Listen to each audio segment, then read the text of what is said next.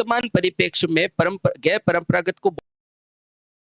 चलिए दोस्तों, पिछले वीडियो में हम क्या पढ़ रहे थे? हम पढ़ रहे थे परंपरागत सोर्स के बारे में, है ना। और इसमें हम पढ़ेंगे गैर परंपरागत सोर्स के बारे में, और वहां से हम सोलर, हर्डर, टाइडल, इन सारी की सारी बारों में जो जो इंपॉर्टेंट चीज है वो सारी की सारी पकड़ने की कोशिश करेंगे। तो आ जाओ, कोई दिक्कत नहीं है बेटा, ये भी बहुत ही आसान है ना। और आपके वर्तमान परिप्रेक्ष्य में गैर परंपरागत को बहुत टाइम दिया जाता है, बहुत मान्यता दी जाती है। कारण क्योंकि जैसे जैसे हमारा समाज आगे बढ़ रहा है वैसे वैसे बिजली की डिमांड भी आगे बढ़ रही है। और आपको पता है, चाहे कोयला हो चाहे डीजल हो, ये सारी समस्याएं क्या है बेटा, ये सारी चीजें सीमित अवस्था में है कि नहीं। और इसमें क्या है बेटा, असीमित ऊर्जा का स्रोत होता है। ठीक है, तो अब पढ़ते हैं बेटा अपरंपरागत ऊर्जा स्रोत। आओ, बहुत बढ़िया।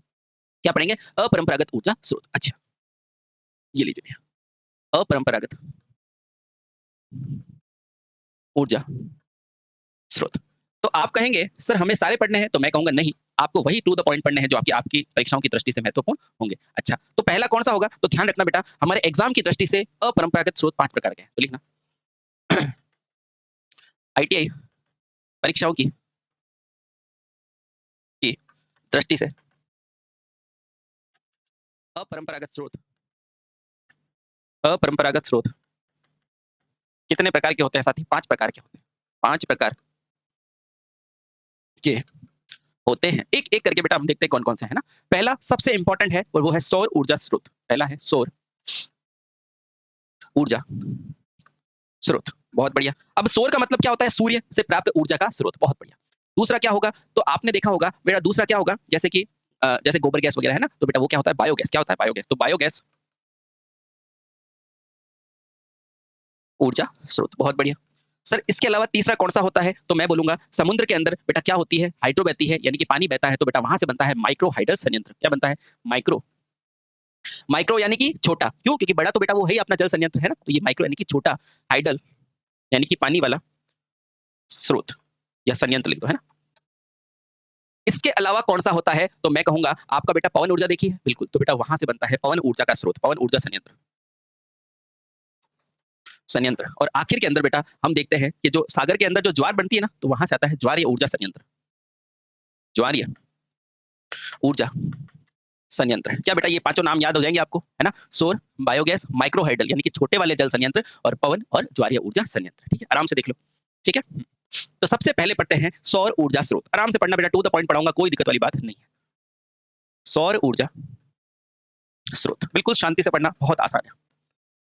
अब देखना बेटा, यहाँ कौन से स्रोत है बेटा? तो आप कहोगे ऐसे स्रोत जो किससे चलते हो बेटा? सौर ऊर्जा से चलते हो, उन्हें सौर ऊर्जा स्रोत कहा जाएगा। बहुत बढ़िया, तो लिखना। इसमें मेन पात्र कौन है? तो सौर यानी कि सूर्य। और आपको पता है बेटा सूर्य क्या होता है? अनंत ऊर्जा के स्वामी होता है। तो लिखना बेटा, चूंकि हमें ज्ञात है कि सूर्य विशाल ऊर्जा का, यानी कि बहुत बड़ी ऊर्जा का, विशाल ऊर्जा का स्रोत होता है कि नहीं? आप कहेंगे बिल्कुल सर, सूर्य विशाल ऊर्जा का स्रोत होता है। ठीक है, अब ध्यान रखना, इसी ऊर्जा का प्रयोग कर बेटा हम क्या करते हैं? अपरंपरागत ऊर्जा का रूप लेते हैं। ठीक है, तो लिखना, इसी ऊर्जा द्वारा कैसी वैकल्पिक तौर पर ऊर्जा व्यवस्था की जा सकती है? इसी ऊर्जा द्वारा वैकल्पिक तौर पर, वैकल्पिक यानी कि विकल्प के तौर पे, है ना, यानी कि विकल्प के तौर पर। जैसे अपने यहाँ होती है ना भैया सोलर प्लेट वगैरह, तो इसको क्या परमानेंट के लिए लेते हैं? नहीं, विकल्प के रूप में, है ना। तो वैकल्पिक तौर पर ऊर्जा उपलब्धता की जा सकती है, उपलब्धता की जाती है। तो फिर से बेटा मेरा एक क्वेश्चन आएगा, क्या क्वेश्चन आएगा कि सर हम क्या सारे सूर्य की ऊर्जा को काम में ले सकते हैं? तो जवाब होगा नहीं, हम कुछ हिस्से को काम में ले सकते हैं। तो आप कहोगे क्यों नहीं? तो 2 मिनट रुको बेटा, इसका जवाब दूंगा। ठीक है, तो पहला लिखो, क्या लिखेंगे बेटा? पृथ्वी पर ऊर्जा का कुछ हिस्सा ही प्राप्त होता है। तो लिखना, पृथ्वी पर सूर्य से प्राप्त कुल ऊर्जा का कुछ हिस्सा ही काम में लिया जाता है। कुछ हिस्सा ही काम में लिया जाता है। मैं ये भी बताऊंगा बेटा कि कितना मेगावाट सूर्य देता है प्रतिदिन, है ना। पर रुको थोड़ा, है ना। तो पृथ्वी पर सूर्य से प्राप्त कुल ऊर्जा का कुछ भाग ही काम में लिया जाता है ना, में लिया जाता है। आराम से पढ़ो, लिया जाता है। बहुत बढ़िया। क्या यहाँ तक चीजें समझ में आई? हाँ, ये वैकल्पिक है, कुछ समय तक काम में ले सकते हैं। बहुत बढ़िया। अच्छा, अब देखना बेटा, सूर्य द्वारा उत्सर्जित ऊर्जा का वह हिस्सा जो काम में लिया गया है ना बेटा, उसे ही क्या बोलते हैं? सोलर ऊर्जा कहते हैं। ठीक है, तो लिख सकते हैं, अतः सूर्य द्वारा उत्सर्जित ऊर्जा को ही सोलर ऊर्जा कहा जाता है। अतः सूर्य द्वारा उत्सर्जित यानी कि छोड़ने वाला, है ना, उत्सर्जित ऊर्जा को ही क्या बोला जाता है साथियों? सोलर ऊर्जा कहा जाता है। सोलर सोलर ऊर्जा कहा जाता है। बहुत बढ़िया, कहा जाता है। बेटा एक-एक चीज़ समझ में आ रही है ना? बिल्कुल सर समझ में आ रही है। वैसे आपको पता है आपने इतनी टफ-टफ चीज़ें याद कर ली तो ये तो बेटा आम बात है ना? बहुत बढ़िया। चलिए, सही है। अब सर इस सौर ऊर्जा का प्रयोग कहाँ-कहाँ हम करते हैं? तो ध्यान रखना बेटा सोलर कुकर में, सोलर वाटर हीटर में इनका प्रयोग किया जाता है। तो लिखना इस सौर ऊर्जा का प्रयोग अब सौर और सोलर एक ही है ना बेटा? इस सौर ऊर्जा का प्रयोग सोलर वाटर हीटर यानी कि पानी वाले हीटर, है ना? और कहाँ करते हैं? तो ध्यान रखना बेटा किसमें करोगे? सोलर कुकर में किया जाता है। त तथा या ऐसे लिखो बेटा सोलर कुकर इत्यादि में भी किया जाता है। सोलर कुकर इत्यादि में होगा। जब हम होम अप्लायंस पढ़ रहे होंगे, बेटा वहाँ ये सब चीज़ें पढ़ेंगे कि ये हीटर क्या होता है, वगैरह क्या होता है। ठीक है? अभी सिर्फ नाम याद रखो। क्यों? क्योंकि इसमें सूर्य का प्रकाश यूज़ किया जाएगा, इसलिए इसमें सोलर शब्द लगेगा। बस, ठीक है? चल बहुत सही। अब देखना बेटा अब ऐसा क्यों होता है कि हम सूर्य इतनी बड़ी ऊर्जा का स्रोत है फिर भी इसे किसमें लिया जाता है बेटा वैकल्पिक तौर पे लिया जाता है ऐसा क्यों? तो लिखना सूर्य को इसलिए वैकल्पिक ऊर्जा स्रोत किया जाता है उसकी तरह प्रयोग में लिया जाता है क्योंकि बेटा सूर्य क्या करता है स्थिर रहता है और पृथ्वी उसका क्या करती है घूर्णन करती है इसलिए हर समय बेटा सूर्य की स्थिति अलग अलग होने के कारण इसका प्रयोग क्या है वैकल्पिक तौर पर किया जाएगा। बोलो समझ में आया? आया। अब यहाँ पर यह भी चीज समझ में आई कि कुल ऊर्जा का स्रोत इसलिए प्रयोग में नहीं ले सकते क्योंकि बेटा पृथ्वी क्या करती है घूर्णन करती है। बोलो समझ में आया? आया। आराम से आ जाएगा सब कुछ आएगा डोंट वरी है ना।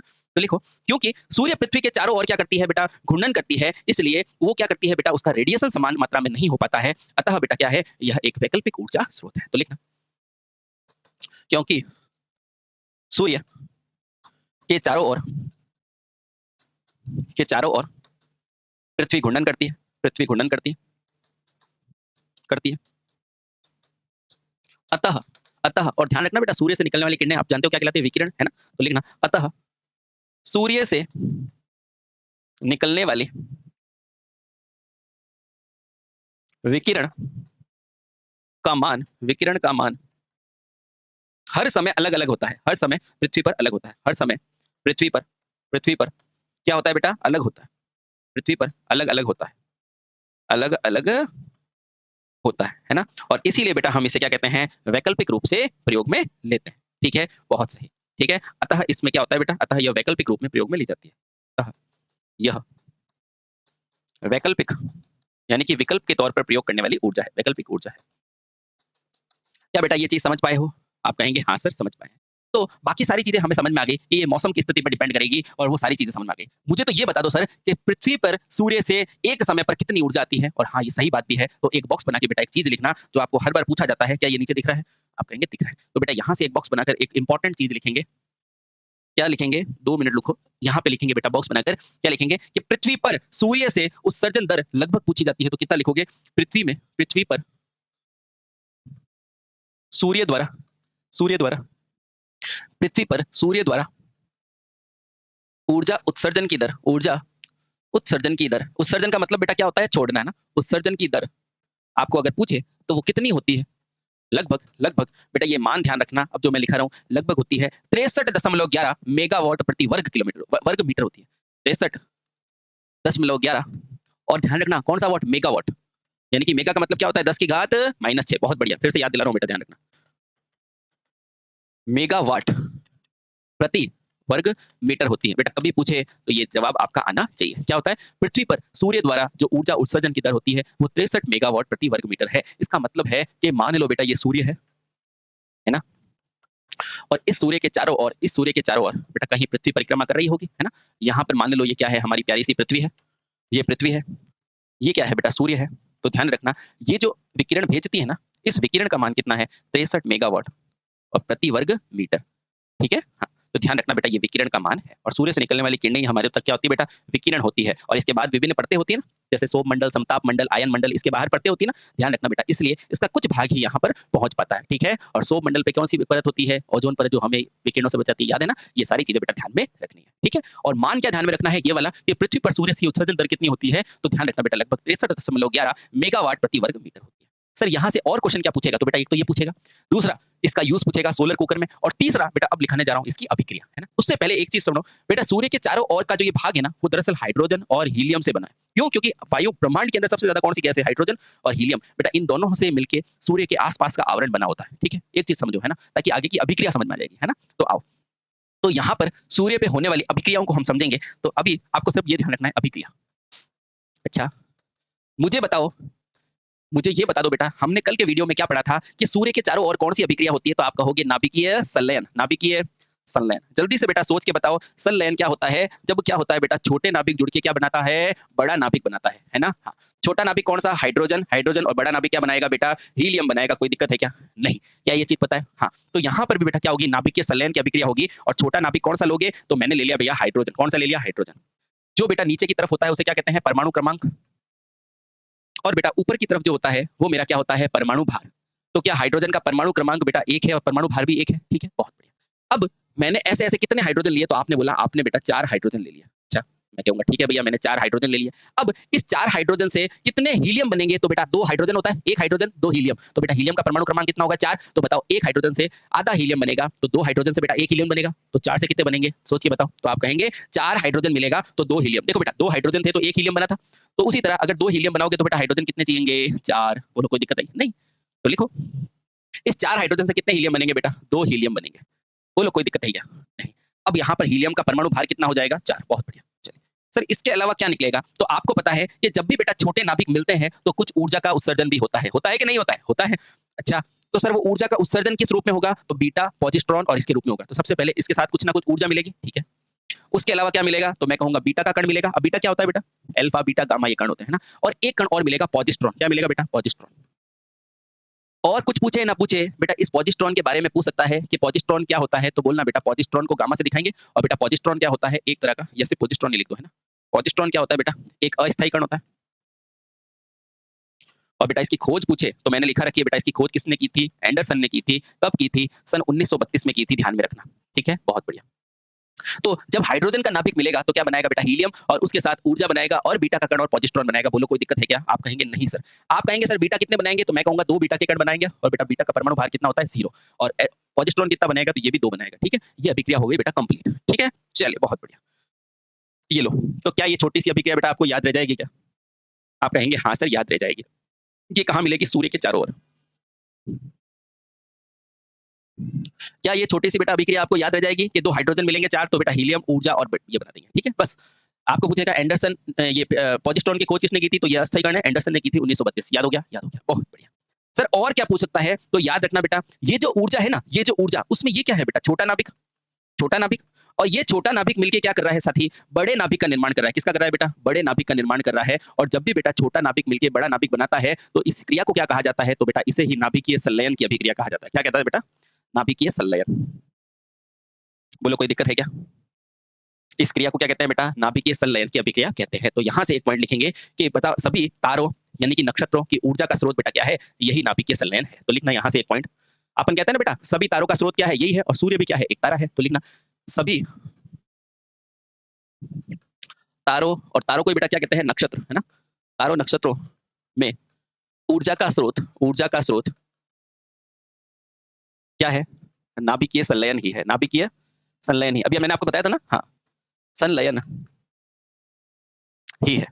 है कि नहीं? आप कहेंगे बिल्कुल सही है और ध्यान रखना बेटा सूर्य भी एक प्रकार का तारा है, इंपॉर्टेंट करके लिखना।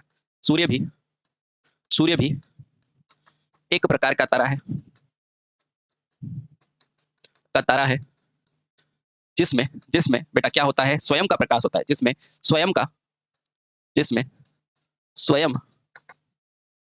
का प्रकाश होता है का प्रकाश होता है और ध्यान रखना बेटा यह प्रकाश ऊर्जा किसकी होती है? हाइड्रोजन और हीलियम की। पता है आपको? बिल्कुल पता है। ठीक है? चलिए ये हो गया बेटा आपका कांसेप्ट। ठीक है? अब ध्यान रखना बेटा सामान्य ताप पे बेटा नाभिकीय अवस्था का अस्तित्व नहीं होता ना? ठीक है। अतः बेटा ध्यान रखना सामान्य ताप पर ये नाभिकीय अभिक्रिया भी नहीं होती। क्या बोला मैंने? ध्यान रखना। सामान्य ताप पे जैसे बेटा आप खड़े हो है ना सामान्य ताप पे तो बेटा आप पूरे क्या हो? एक कंपाउंड हो। आपके अंदर छोटे-छोटे यौगिक है। यौगिक के अंदर क्या है? अणु है। अणु के अंदर क्या है? परमाणु है कि नहीं? तो क्या आप ऐसे निकाल के कह सकते हो क्या देखो बेटा ये मेरा परमाणु ऐसे कह सकते हो क्या? नहीं।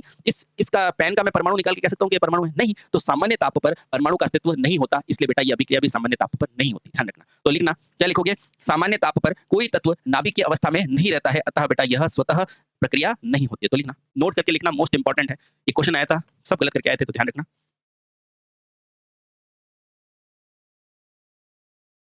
क्या लिखोगे?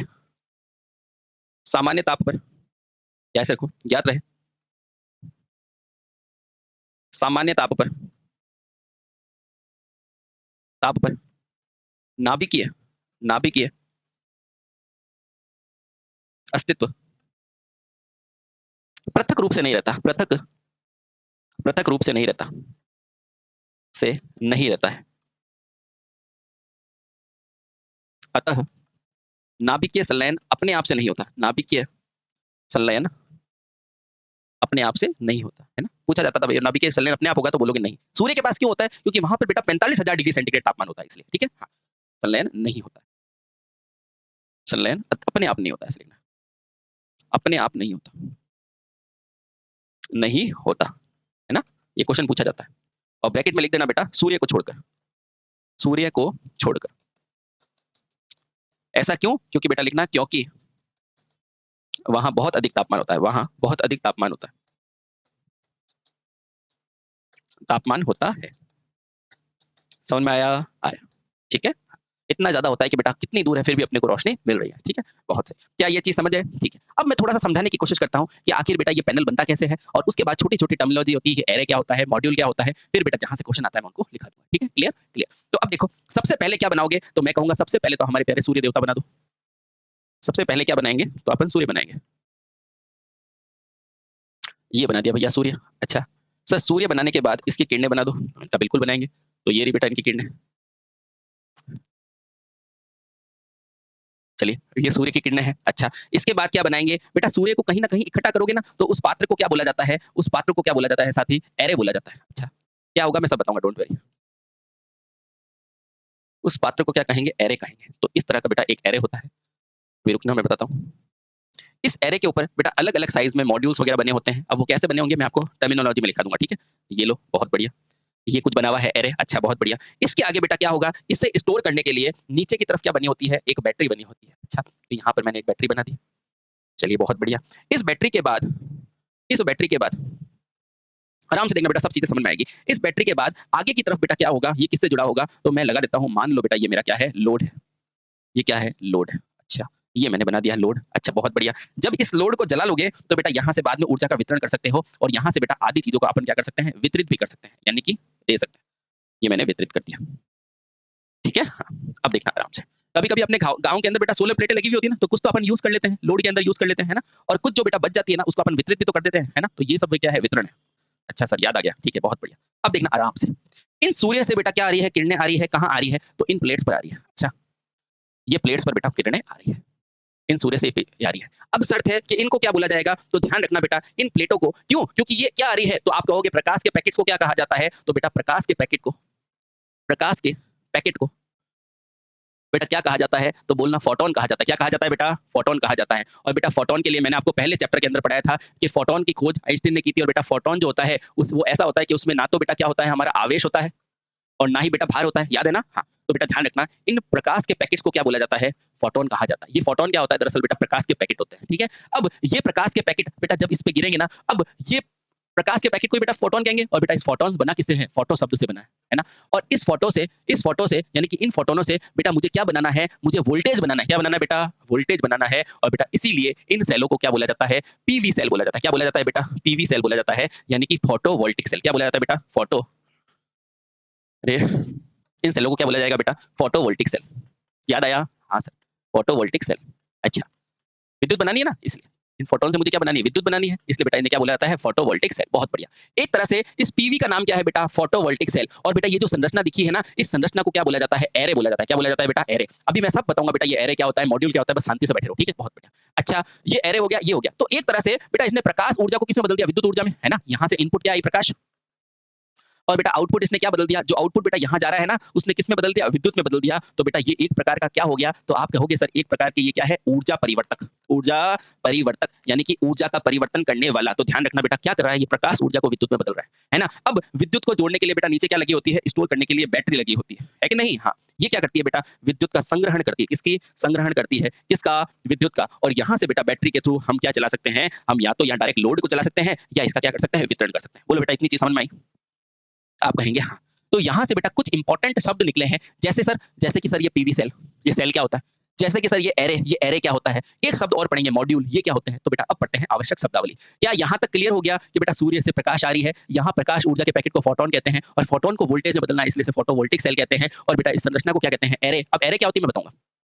ये वास्तव में क्या कर रहा है, प्रकाश ऊर्जा को विद्युत में बदल रहा है, इसलिए ऊर्जा का परिवर्तक है, आगे बैटरी में करके लोड को दे देंगे। ठीक है, अब पढ़ते हैं बेटा, क्या पढ़ेंगे, आवश्यक शब्दावलियां। आवश्यक शब्दावलियां, आवश्यक शब्दावलियां। क्या बेटा कहीं पे भी तकलीफ आई? आप कहोगे नहीं सर बहुत आसान लग रहा है, तो आसान ही है बेटा ये, है ना। अब समझते हैं बेटा पहली शब्दावली कौन सी है, तो मैं आपको पहला बोलूंगा ये कौन सा पैनल है, तो आप कहोगे सोलर पैनल है, ये तो नाम सुना हुआ है ना। हाँ, तो अब पहला शब्द सुनना बेटा, सोलर पैनल। सोलर पैनल, बहुत बढ़िया। अब आप कहेंगे सर ये नाम तो मेरे सुना हुआ है, सोलर पैनल क्या होता है, तो ध्यान रखना बेटा, अधिक मान की विद्युत धारा प्राप्त करने के लिए सौर सेलों के पैनलों के समूह को ही क्या बोला जाता है, सोलर पैनल बोला जाता है। तो पहले लिख लो, समझ में आ जाएगा, लिखो। अधिक मान की, अधिक वोल्टेज नहीं, अधिक मान की धारा, अधिक मान की धारा प्राप्त करने के लिए, धारा प्राप्त करने के लिए किसके समूह को बेटा, तो सौर सेल के समूह को। सौर यानी कि सूर्य सेल है ना, सौर सेल के समूह को, समूह को यानी कि झुंड को, समूह को क्या कहा जाता है बेटा, सोलर पैनल कहा जाता है। बहुत बढ़िया, सोलर पैनल कहते हैं। बेटा क्या ये परिभाषा आप दे दोगे, जब मुझे ज्यादा मान की करंट चाहिए होगी ना, तो मैं क्या करूंगा, छोटे छोटे सोलर सेलों को जोड़ूंगा और बेटा वहां से मुझे क्या मिलेगा, मुझे क्या मिलेगा बेटा, सोलर पैनल। बोलो ठीक है, बहुत सही। चलिए आगे ध्यान रखना बेटा, ये जो होता है ना, इस सोलर सेल में जो प्रत्येक सोलर सेल की वोल्टता पूछी जाती है, ध्यान रखना, तो लिखना बेटा यहाँ पे नोट डाल के, सौर सेल के या सोलर पैनल के प्रत्येक सेल की वोल्टता, प्रत्येक सेल की वोल्टता लगभग कितनी होती है बेटा, लगभग मान ध्यान रखना, लगभग 0.5 वोल्ट होती है। 0.5, ये 0.5 है ना, 0.5, 0.5 होती है। क्या बेटा ये दोनों चीजें याद रह जाएगी, आप कहोगे 100% रह जाएगी। चलो अब देखो, आपको समझ में आ गया कि यहाँ पे बेटा ये क्या है, ये एक क्या है बेटा, ये सेल है, क्या है, ये सेल है।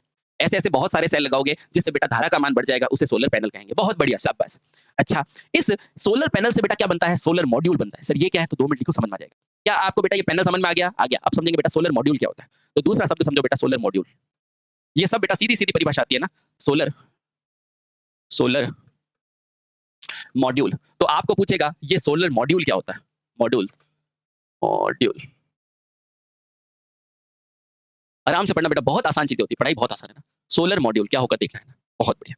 तो लेना, जब विभिन्न सोलर सेलों को अधिकतम पावर प्राप्त करने के लिए कैसे जोड़ते हैं, जब विभिन्न सेलों को बेटा अधिकतम पावर प्राप्त करने के लिए बेटा कैसे जोड़ते हैं, श्रेणी में जोड़ते हैं। कैसे जोड़ेंगे बेटा, श्रेणी में जोड़ेंगे, तो ये क्या कहलाएगा, सोलर पैनल। अब देखना बेटा, यहाँ से 2 शब्दों में आपको कंफ्यूजन हो रहा होगा, तो ध्यान रखना, सोलर पैनल क्या होता है, अधिक मान की धारा प्राप्त करने के लिए सोलर के समूह। वापस देखना, बहुत टेक्निकल चीज है बेटा, देखना। तो यहाँ से बेटा एक चीज ध्यान रखो कि जब मुझे धारा ज्यादा प्राप्त करनी है, तो बेटा सेलों को जोड़ने की व्यवस्था क्या कहलाएगी, सोलर पैनल,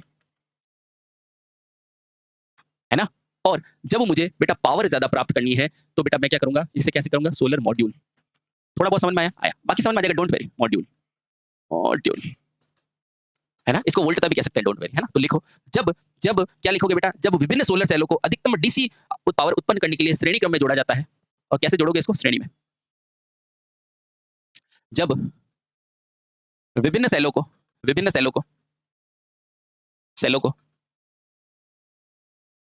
अधिकतम, अधिकतम, अधिकतम डीसी पावर, डीसी पावर, कौन सी पावर बेटा, डीसी पावर उत्पन्न करोगे, बिल्कुल। डीसी पावर उत्पन्न करने के लिए, उत्पन्न करने के लिए कहां जोड़ोगे बेटा, श्रेणी। उत्पन्न करने के लिए, उत्पन्न करने के लिए श्रेणी क्रम में जोड़ा जाता है। किस क्रम में बेटा, श्रेणी क्रम में जोड़ते हैं, जोड़ते हैं। तो यह संयोजन क्या कहलाता है बेटा, सोलर मॉड्यूल कहलाता है, सोलर मॉड्यूल कहलाता है, मॉड्यूल कहलाता है। तो क्या बेटा ये दोनों क्वेश्चन पूछेगा तो आप जवाब दे दोगे ना, हाँ सर बिल्कुल दे देंगे। बहुत आसान है बेटा, टू द पॉइंट पढ़ा करो। जब धारा बढ़ानी है तो सोलर पैनल, नहीं तो बेटा सोलर मॉड्यूल में करेंगे ताकि अपने को पावर बढ़े। ठीक है, बहुत बढ़िया। और कैसे लगाओगे, श्रेणी में। अब बहुत सारे को श्रेणी में लगा सकते हो, देखो इधर देखो, जैसे कि ये पूरा श्रेणी में है, ये श्रेणी में है, ये श्रेणी में है, उस तरह बहुत सारे हो सकते हैं। ठीक है, बहुत बढ़िया। अब बेटा एक क्या आता है, सोलर एरे। अब सर ये क्या होता है, 2 मिनट को बेटा सारी चीजें क्लियर आ जाएगी। अब आएगा सोलर एरे। यहाँ बेटा ध्यान रखना, मेन सारा हीरो कौन है, यही है, एरे, सोलर एरे। अच्छा, सोलर एरे देखना बेटा, तो ये रहा आपका प्यारा सा सोलर एरे। ये पूरा सिस्टम क्या कहलाएगा, सोलर एरे। ठीक है, अब देखना बेटा, 2 मिनट रुको, आपको सारी चीजें क्लियर होगी, शांति से पढ़ना। ठीक है, तीसरा लिखो, सोलर एरे,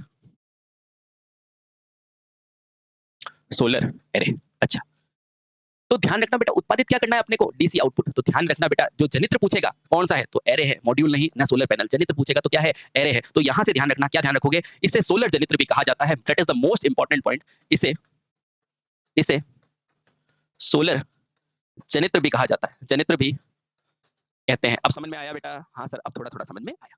यानी कि बेटा ये पूरा सिस्टम है ना, ये पूरा सिस्टम, इसको क्या कहेंगे? एरे। और ये क्या होगा? वास्तव में जनित्र होगा और यही जनित्र करेगा क्या? डीसी। ठीक है, बहुत बढ़िया। तो यहाँ पे भी लिख दो बेटा, ये क्या है? ये सोलर जनित्र है। बोलो क्लियर हुआ? हाँ सर क्लियर हुआ। थोड़ा और क्लियर करेंगे, अभी तो कुछ भी नहीं हुआ है। ठीक है, चलिए। अब देखना बेटा, ये जनित्र है तो बेटा इसकी मदद से आवश्यकता के अनुसार बेटा सोलर मॉड्यूल को, किसको? इन सोलर मॉड्यूल को आवश्यकता के अनुसार क्या किया जाता है? श्रेणी क्रम में जोड़कर बनाया जा सकता है। तो लिखना बेटा, आवश्यकता के अनुसार आउटपुट प्राप्त करने के लिए बेटा सोलर मॉड्यूल्स को श्रेणी क्रम में जोड़कर क्या बनते हैं? Solar array. तो इंपॉर्टेंट करके लिखा। तथा जब लोड की आवश्यकता के अनुसार, लोड की आवश्यकता के अनुसार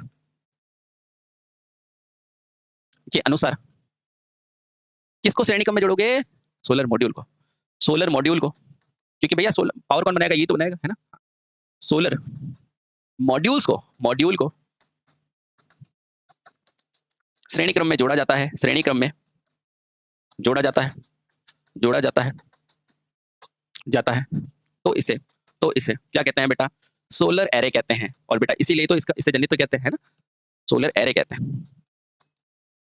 बेटा एक बार पढ़ोगे तो फिर कभी मतलब दिक्कत नहीं आएगी, है ना? आराम से पढ़ना, ठीक है? चल, बहुत सही। अब ध्यान रखना कैसे जोड़ेंगे, तो ध्यान रखना, अगर श्रेणी क्रम में 2 मॉड्यूल है बेटा 12 वोल्ट के, तो आपको ये क्वेश्चन पूछा जाएगा। यहाँ से देखो बेटा क्वेश्चन कैसे पूछेगा। आपको ये पूछेगा, यदि 2 12 वोल्ट के सोलर मॉड्यूल है,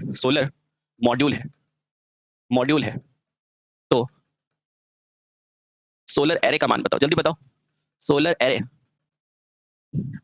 का मान बताओ।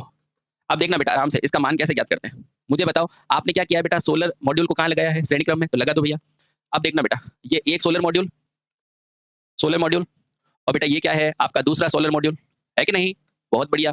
सोलर मॉड्यूल एक की वोल्टता कितनी है? देखो बेटा 12 वोल्ट और दूसरा है 12 वोल्ट। आप खुद बताओ भैया, जब 12 वोल्ट और 12 वोल्ट एक साथ जुड़े होते हैं तो इसका मान कितना हो जाएगा? तो आप कहेंगे ये दोनों मिलके बेटा आपको क्या दे रखे होंगे? 24 वोल्ट का क्या बनेगा? आपका सोलर एरे, है ना? और बेटा यही क्या कहलाएगा? सोलर जनित्र। बोलो बेटा इतना छोटा क्वेश्चन आएगा तो आप उड़ा दोगे ना? हाँ, ये क्वेश्चन पूछा जाएगा तो ध्यान रखना, ठीक है? बहुत सही, ठीक है। हाँ, और लास्ट के अंदर बेटा एक चीज ध्यान रखो, एक इसका बहुत बढ़िया लाभ है कि सोलर में प्रदूषण नहीं होता। तो एक लाभ लिखो बेटा, सोलर सेल में वायु प्रदूषण की समस्या नहीं होती। तो इसका लाभ लिखो भैया, सोलर सेल में किसकी समस्या नहीं होती बेटा? वायु प्रदूषण की समस्या नहीं होती है। पर आपको पता है बेटा, जब किसी चीज का घाटा नहीं होता है तो बेटा फायदा होता है, तो बेटा किसी का घाटा भी होता है। तो ध्यान रखना बेटा, जब बारिश आएगी ना तो इसमें दिक्कत आती है। देखना, अगर मान लो बेटा ये आराम से कर रहा है और यहाँ पर बारिश आ जाए तो बेटा ये रुक जाएगा कि नहीं? आप कहोगे हाँ। तो ध्यान रखना बेटा, जब बादल होते हैं ना तो सोलर ऊर्जा पृथ्वी पर पहुंच नहीं पाती है और बेटा इससे उत्पादन रुक सकता है, ठीक है? इसकी हानि लिखो बेटा, इसकी हानि क्या है तो ये भी ध्यान रखना।